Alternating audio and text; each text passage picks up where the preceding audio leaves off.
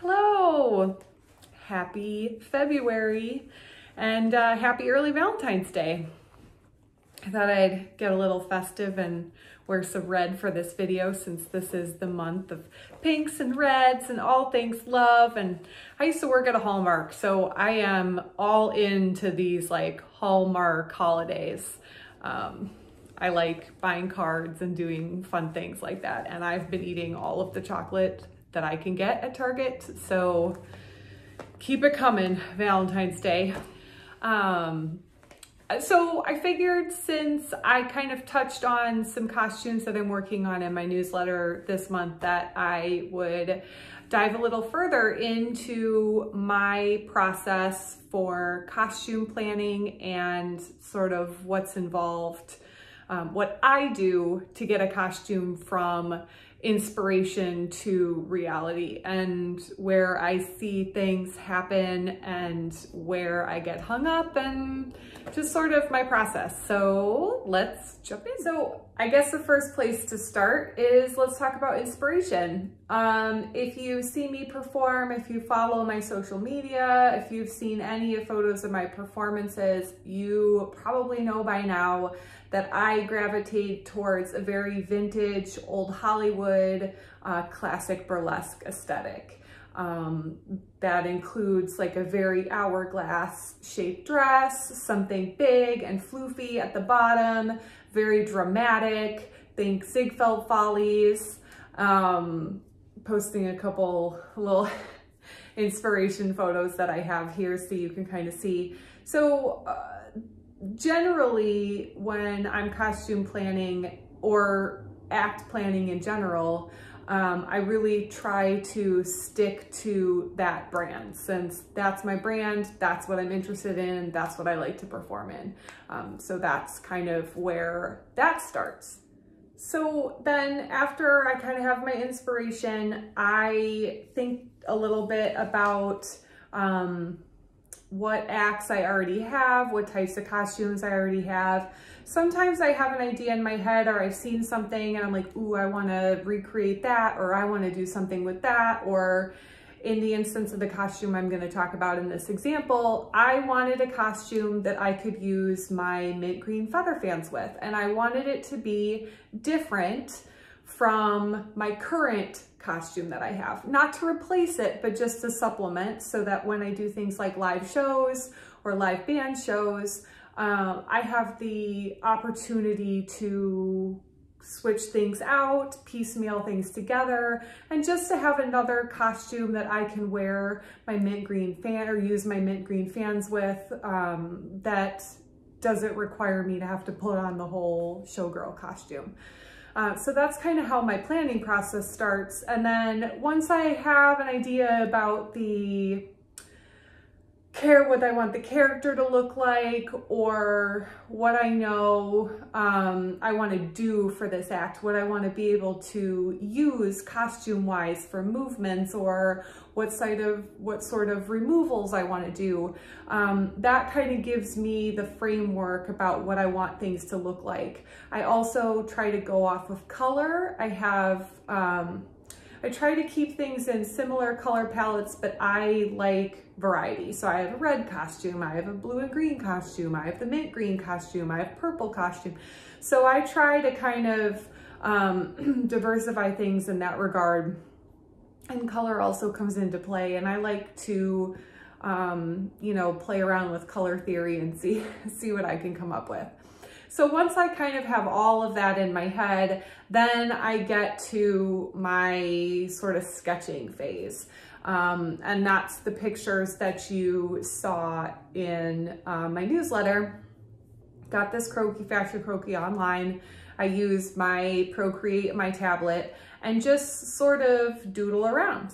So using this mint green costume for an example, there were a couple of things that I knew I wanted to make sure that I included in this costume. I wanted to work on a big sweeping neck shirt style piece lots of performers have done things similar. I tried something in a previous costume. It didn't really work out how I wanted. So I wanted to do something that was really going to be a statement piece and that was going to stay on. I don't remove it. I also knew I wanted to make a corset for this. So I decided instead of making a full corset, I wanted to make a waspy, which is an underbust corset. And then I had picked up previously a merkin and some like leg harness straps from Menage a Trois. Occasionally I do like to purchase pieces from costumers, sometimes because I don't want to do it myself, or I see something new that they're doing that I really like, or I want to support another business. I've purchased previous things from her. They're always fantastic. So I knew when she put out these leg harnesses that I wanted to get one. And so I thought it would be fun to incorporate it into this costume. And then I knew, because I wanted to keep it very traditional and very classic, that if I was going to have my fans, I didn't want anything big. So I wanted to go panel skirt. And something else I always consider, I like to challenge myself when I'm working on new costumes. So whether that's new techniques or refining certain skills, or just getting better at doing everything myself. So I've made corsets before. I wanted to keep challenging myself to do more corsets and make them easier and eventually play with the shape. So my corset for this act is not done yet, but started. So you can kind of see I worked on some pieces. I need to get the busk so I can finish it, but it started. If you follow me on social media, on Instagram, I also teased that I did some dyeing, some fabric dyeing. That was also a new skill I wanted to work on for some costumes. So I used this as the perfect opportunity. I knew that there were things that I wanted. There was a bra that I wanted to use particular for this look, and it doesn't come in a rose color that I wanted. And instead of covering it in fabric and trying to use fabric matching different kinds of fabric, I just figured I'm gonna dye everything that I want and kind of work on it that way.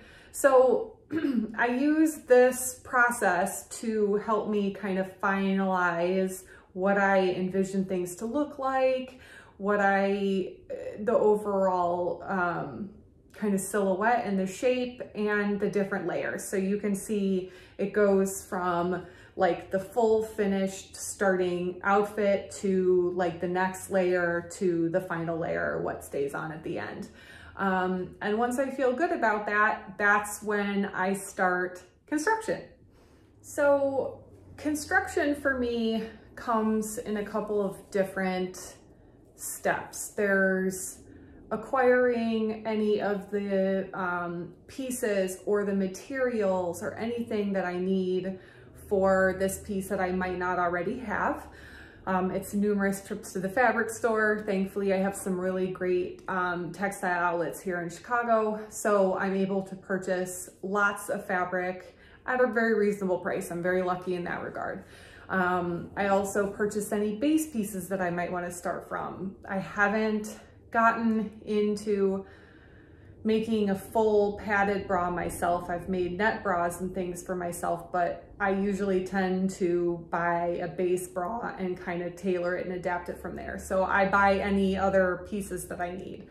For example, the leg harnesses, which I have over here, you know, I purchase and gather all these things before I get started. And then once I get started, in this instance, I did dyeing. Since that's not usually what I end up doing, that was kind of an extra step. But once I have everything ready to go, that's when I start construction. And I usually start everything that needs sewing first. So things are done, I can test them, I can see how they fit, and then I go to rhinestoning or any other sort of decorating that I would be doing. So for example, I finished dyeing this bra. I know that there's a new skill that I want to try or something new I wanted to try. So I pleated this green fabric that I actually dyed, and this will lay over like the cup of the bra. So to create some dimension, because I have both those pieces finished, that is usually when I would fit the fabric over the bra, stitch everything down, and be ready to go. However, I want to rhinestone the bra underneath the fabric because the fabric is pretty sheer, and then put the fabric over and then finish rhinestoning. So those two pieces are still sitting separate. I showed you the corset, where I'm in that process. Once the corset is finished and I know that it fits the way it's supposed to, then I am going to work on embellishing. I dyed this piece of silk to use as appliques. So I thought it was really pretty kind of organic, and to bring some of the rose color into the green corset. So once the corset's finished, then I will put the appliques that I cut out of here on, and then rhinestone on top. So rhinestoning is sort of always the final finish for me, mostly because I want to make sure everything works the way it's supposed to before I get to the rhinestoning. Rhinestoning is my favorite part. It feels like the icing on the cake. So I like that to be my dessert course for the whole costume construction. And then in typical Ruby world, something never turns out exactly the way I envision it. I feel like because of my skill set, which is constantly growing, that I always get about 85–90% of my vision. So you've seen my vision for this costume, and I will keep you posted on how things go so that when I get to the final product, we can compare and see how that is. This one, to be fair, is a little bit easier. There's not a lot of elaborate things that I haven't done before. I've made a panel skirt before, I've made a corset before, I've decorated bras and gloves and gauntlets. So the neck piece will really be the biggest thing here.